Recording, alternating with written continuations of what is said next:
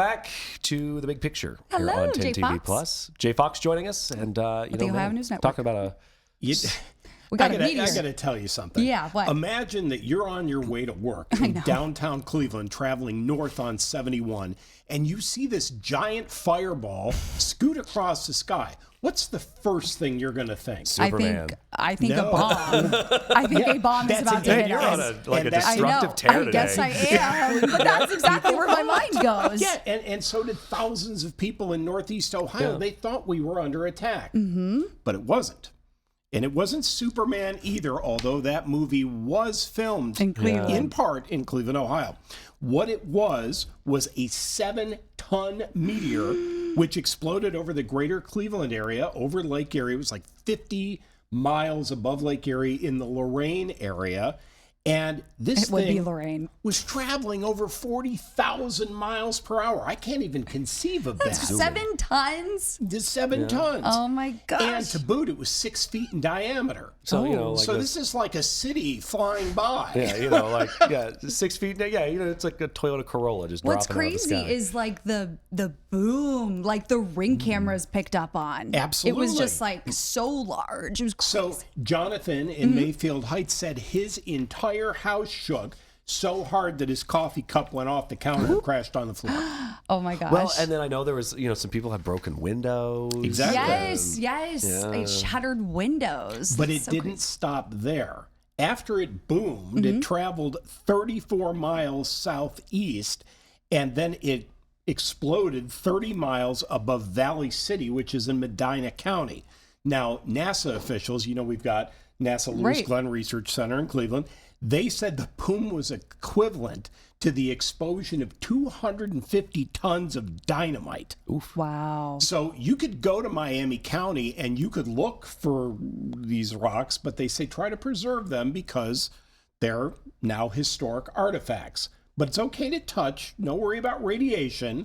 But get this, the fireball could be seen in 11 states and also in Ontario, Canada. Wow. That's like the day after, But really, kind of. I guess Ontario's not that far from Cleveland. No, it's Yeah. just a hop over across the Lake lake. But Erie. still, it just puts in perspective how large this meteor is. It's Well, huge. and even more concerning, and this is a question for Meredith or Aaron, is why didn't we know about this? Well, she said these actually happen all the time, Yeah. but they burn Right. up in our atmosphere before they even we They, feel like, anything. skip across, yeah. Yeah. Which, this one still kind of did. It, blew up before Yeah, it hit thank anything. goodness. I mean, if we Oh were to my see gosh. video of how many of these happen over and over and over again, I don't think we'd ever be able to sleep again.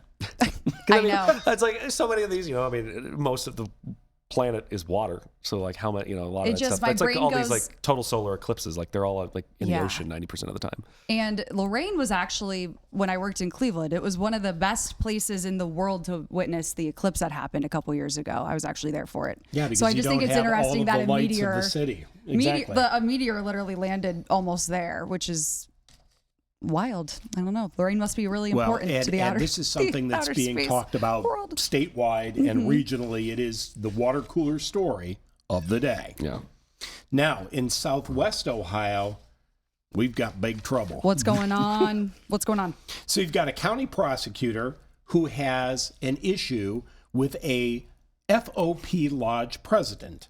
Okay. Fraternal Order of Yeah. Police. Fraternal Order of Police. So Butler County prosecutor Mike Moser has put the FOP Lodge 101 president Jason Hatfield on what's called a Brady list. You guys know what that is? A Brady list? I've heard of it, but it has escaped Tom me. Brady? I've been up for too long. Not Tom Brady and not the Brady gun law, but Brady Bunch. could be. It just depends upon if And Alice B. Davis is involved. Butler's near Cincinnati. Yes. If anyone Yeah. needs perspective. And we know Butler because of the Butler County Sheriff, the Butler County Jail, lots of news.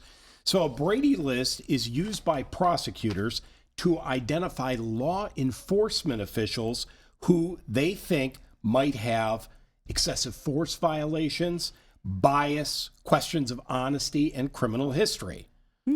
So the question is, why is this guy Hatfield on the list? He doesn't have a criminal history. He's never been tagged with excessive force. And what's going on? On social media, he made a comment about a recent criminal case that suggests bias. Okay. So the prosecutor flagged him. Now, Here's the real story. Apparently, now if we were to change the prosecutor's name from Moser to McCoy, we'd have the Hatfield and the McCoys. They have a long-standing feud. So the FOP is saying this is personal, this is retribution, this has nothing to do with the law, and this is real? This is real. That is and the crazy. Butler County prosecutor has said, you know what? Let's fight this out in federal court, because saying what you said undermines your credibility. So if you were to be on the stand, you would be a biased witness in a criminal case. Wow. Wow. Yeah. That is wild. Okay. I guess what's next with that then? The next thing is going to be a challenge. And if the challenge goes forward, then a federal magistrate will have to decide, does Mr. Hatfield belong on the Brady list, or does somebody owe somebody an apology? Tough see what times happens. in Southwest Jeez. Ohio. All right, Yeah. Jay, thanks so much for coming in today. Always a pleasure.